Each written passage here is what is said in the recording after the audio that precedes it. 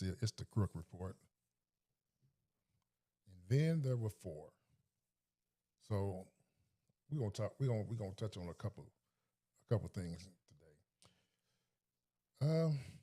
Four teams left. Let's start with the NFC.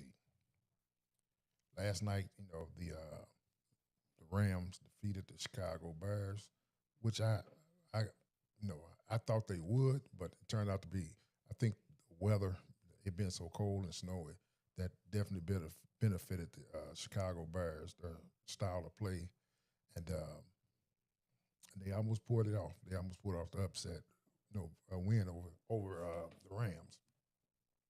But pretty much, came down to, of course, I think we've had, 3 or 4 overtime games this playoff series. This year in the playoffs, and been some good football being played, with the exception of I think 1 or 2 games. But all in all, really good football being played.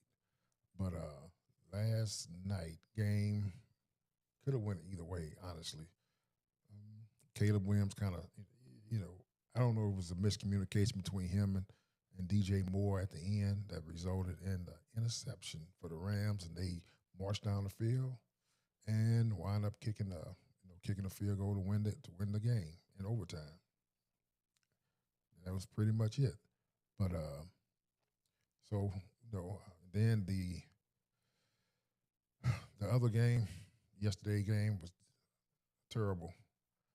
Was probably some of the worst quarterback play I've seen in the playoffs since I've been watching football. It was terrible.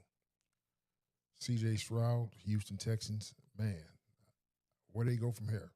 That they squandered that defense. The defense was top 2, 3 all season, and they couldn't get nothing from the offense. The quarterback play last night was horrendous.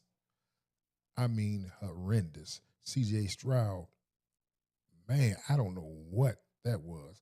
In fact, it's a conversation that should be had that at some point, why did not D'Amico Ryans, why did he not pull him off that game? I thought it was that bad, to the fact that it was a conversation. It should have been a conversation. Do we sit?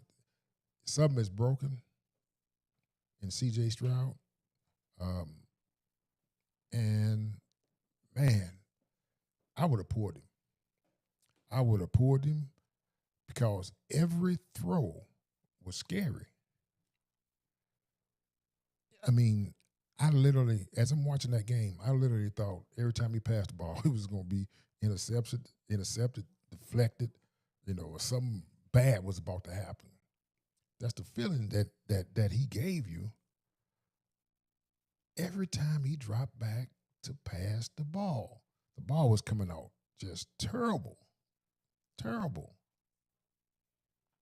And they just had no answers, man. It was, I mean, you cannot turn the ball over, 4 or 5 times and expect to not even win the game, stay in the game. I mean, the defense did all they could, but when they kept getting, put in a position, the short fields, and hey, at the end of the day, it's going to catch up with you, and they caught up with them yesterday. That was terrible. So they got some decisions to make this in the offseason, because that was horrible quarterback play from that young man. And I don't know what's going on, but they need to figure it out, because the defense is real. But, boy, they got some issues on the other side of the ball. So New England is going to be playing the Broncos, who unfortunately lost the starting quarterback. And so they going in, although they are at home, they're going in at a disadvantage. New England is real. Drake May is real. That defense is real. So Denver defense is real. man, they got questions at quarterback now. They got a young fellow that's, I think, he's making his 5th start. No playoff experience at all. And he going against New England defense that's been lights out pretty much all year. They've been top 5 all year. So, you know, where you go from here? If you are Denver, I guess the only saving grace is two. One, they got a head coach that is a game manager. I mean, he can manage the game. You know, he can. Sean Payton can call a good game to where he'll try to protect their quarterback as much as he can, and they are at home. Those are the only 2 things that I can think of that give me any kind of pause if and say that, hey, New England finna run away with this game. It's because of those 2 things. Denver are playing at home, and Sean Payton will put them in a position to compete and possibly win the game if they can. Everything has to line up. The NFC, woo, it's gonna be a dogfight. This is they split the regular season. The Rams won 1, Seattle won 1, and it's gonna be a dogfight with those 2 teams. Ain't no ifs, ands, and buts about it. It's gonna be a dogfight. Seattle defense has been playing lights out, and they are at home. So if it's a little advantage, maybe they'll get that. But the Rams just, they're going to play. Sean McVay is going to have that team ready to roll. Matthew Stafford going to be ready to roll. Puka ready to roll. Devontae ready to roll. So I like the 12th man, but I just feel like if it was one team in the NFC that can go in Seattle and beat these guys, that team is the Los Angeles Rams. And I think that they are gonna go in Seattle and probably win this game because they're familiar with them. They're familiar with each other. They play each other twice every year. So that will play a big part in neutralizing that 12th man. Just the familiarity. And I'm probably picking the Rams.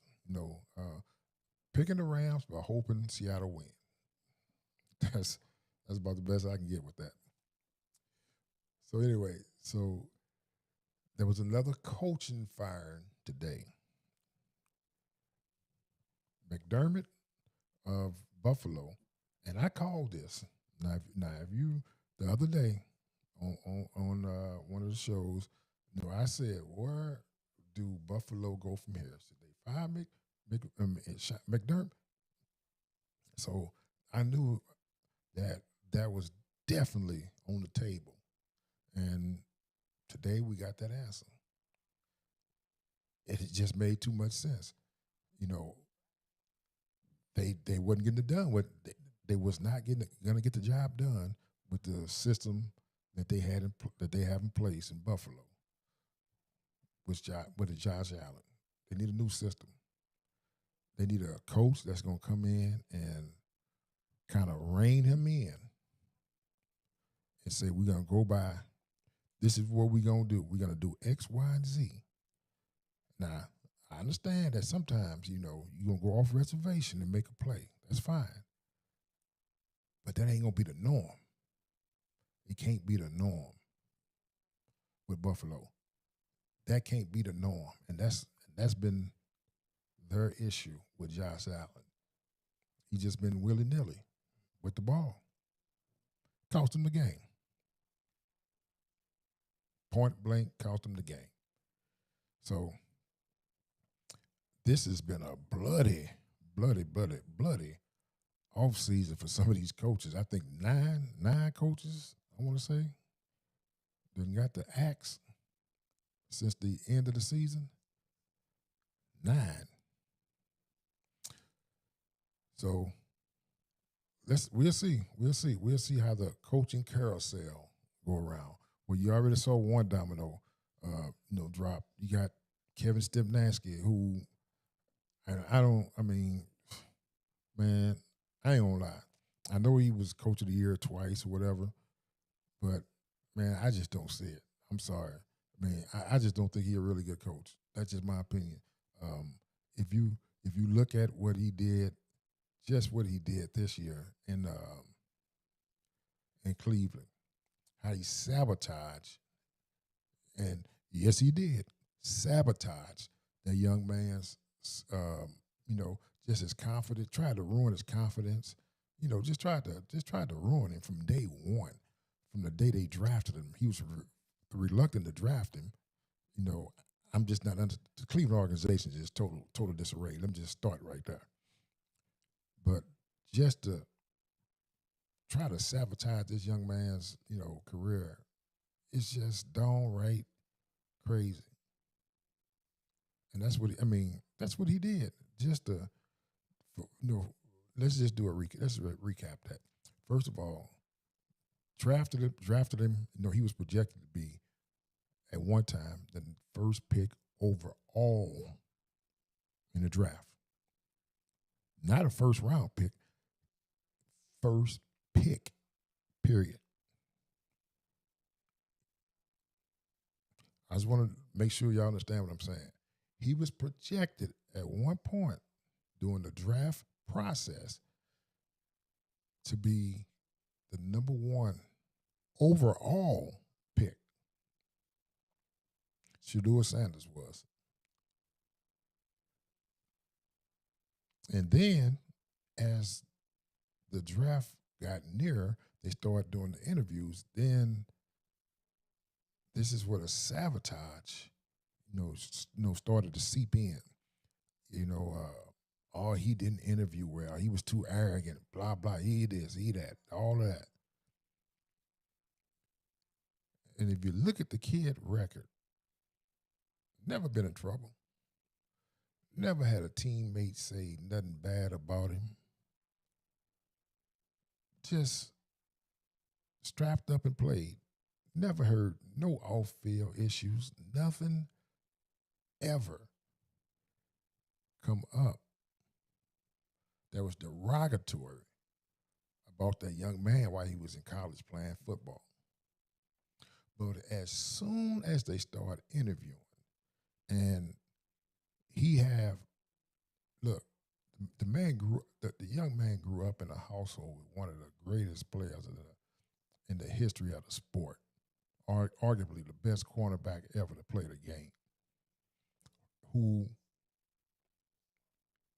had an aura about him that was unmatched and confidence through the roof. So he grew up with that swag. So when you sit in an interview and you showing all of this confidence, they perceive it as arrogance, and now you're a bad person. So next thing you know, you don't get drafted first overall. You don't even get drafted in the first round. You don't even get drafted in the second or third round. Matter of fact, we're going to skip you in the 4th round also. It was drafted in the 5th round.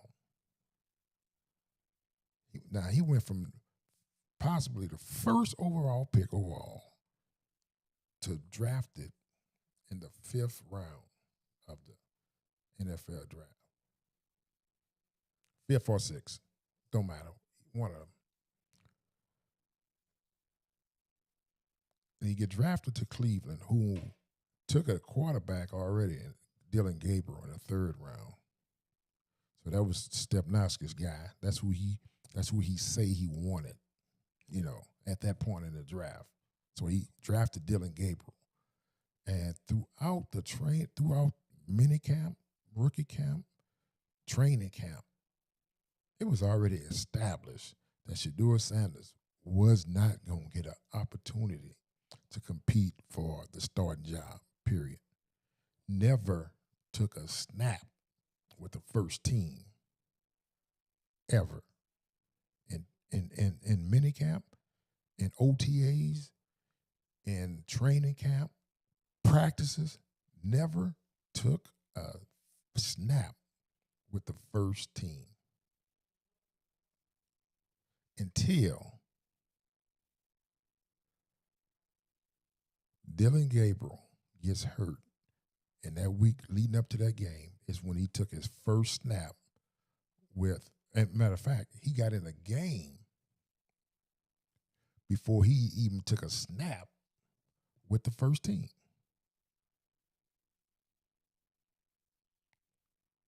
So part of being a coach in the NFL, you're supposed to have players ready to step in.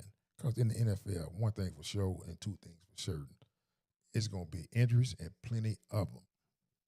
So as the coach, it's incumbent upon you to have players ready to step in. And he didn't have this guy. He did not have this young man ready to step into that starting quarterback role because he never took one snap with the first team offense throughout minicamp, training camp, OTAs, practice, nothing.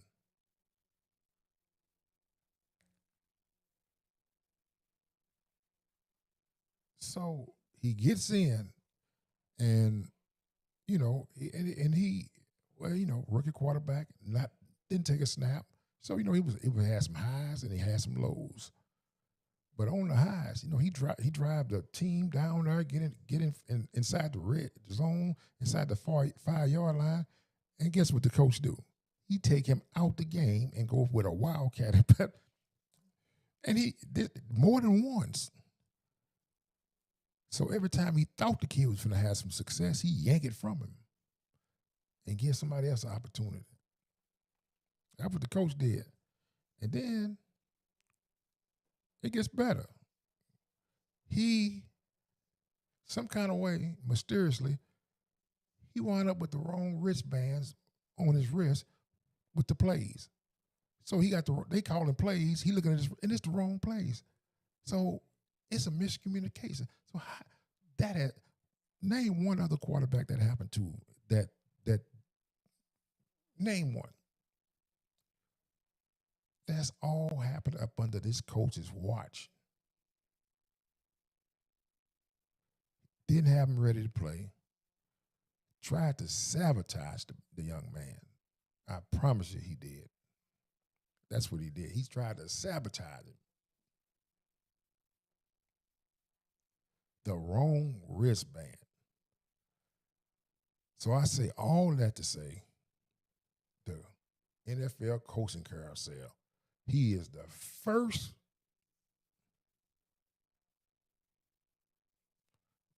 he is the first coach to get a job with another team. So he already done got a job with, I forget one of the teams that hired him. I want to say maybe New Orleans or somebody. I don't know who it was. They he's the coach, head coach. Oh, you know what? Let me look on my phone. I'm gonna tell you who it is here in a second. Hold on.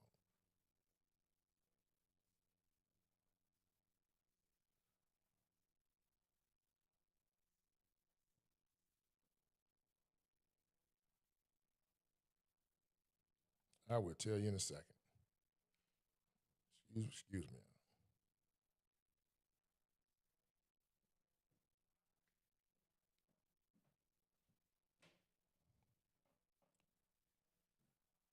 Oh man.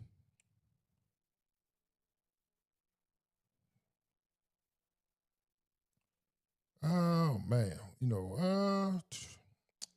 I got to try to find it. Because he is the first coach to get hired, which is crazy to me. Oh, excuse me, I'm still working through it, trying to find it.